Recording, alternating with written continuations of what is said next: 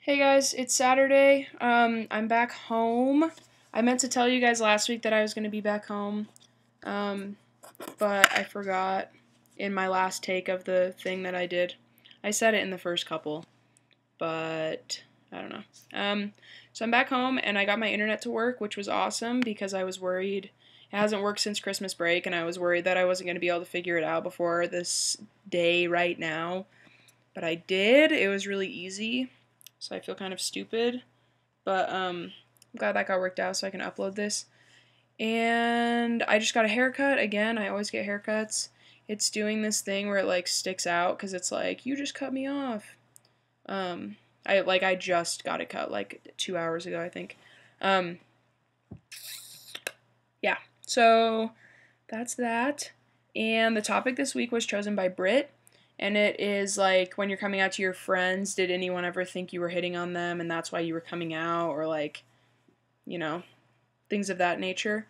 And I didn't have that experience at all, but I think like I came out. I didn't really come out. Like it wasn't. I mean, I did at home, but that was to like my friends did not think I was into them because I'd been friends with them for like 5 years and had had a boyfriend for 2.5 of those. So if I wanted, like it would have come out before then. We're also really close, so even like if one of my girlfriends, like if I told them that I had a crush on her, I don't even think she would have thought that I was gay. I think she would have just been like, ha, you know. Um, but anyway, like in Seattle, I didn't really like come out because I was figuring out what was going on as I was there, and I was pretty open about it with my friends.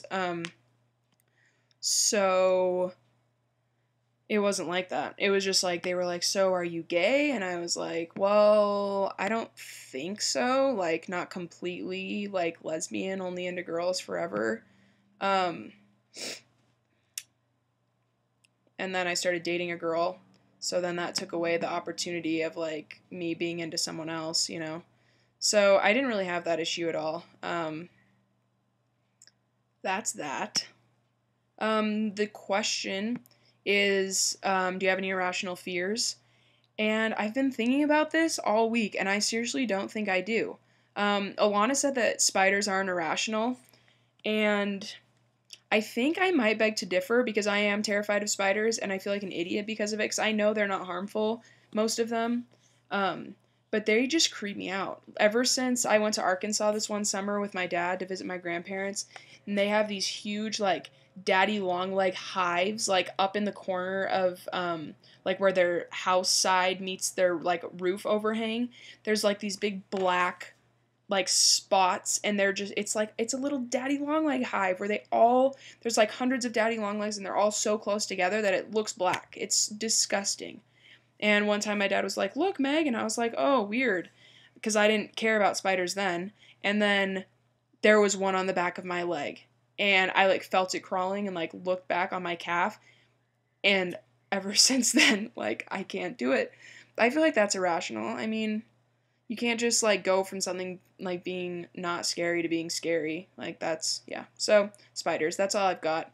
I'm also scared of like drowning and being caught in an avalanche.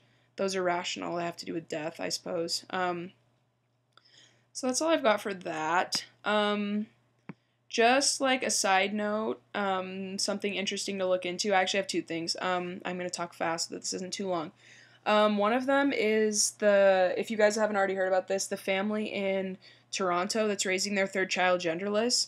I found out about that from my roommate a few weeks ago and have just been thinking about it more and more, like how I feel about it and stuff. And I'll talk about that more next week. But just wanted to let you guys know that like that's going on if you haven't heard of it already. And just like, I don't know, recommend that you look into it if you have any interest in like gender issues at all. Or have any thoughts about like how you're gonna raise your kids, or like how like what your opinions are about how to introduce the idea of gender to like children as they're growing up and stuff like that. So if you have any interest in that, you can check that out. I just googled like genderless child like family in Toronto or Canadian family, and it like Google it goes crazy. So it should be pretty easy to find. Look out for the like websites that are super one-sided. Like either way, I mean, I don't I don't know. I don't find it interesting to read those because I don't feel like I can trust them. But I found a pretty cool video by Newsy. I just found it on YouTube that talks about it, and they give like both the sides and like what people are saying and stuff, and I thought that was pretty cool. So look into that if you have any interest. And also, I heard about this website on this channel, and I don't think anyone's said anything about it in a while, so I just wanted to throw it out there again. If you're the kind of person that just likes to cruise around on the internet and like read LGBT stuff, check out everyoneisgay.com. I'll put it in the description. I think Jess was the first one that I heard about this from, but it's hilarious. The girls that do it are amazing, and they're actually acquiring a pretty big following, and it's super cool. So go check that out if you want. And that's all I've got. So I'll see you guys next week. Have an awesome weekend. Enjoy your summer. See ya.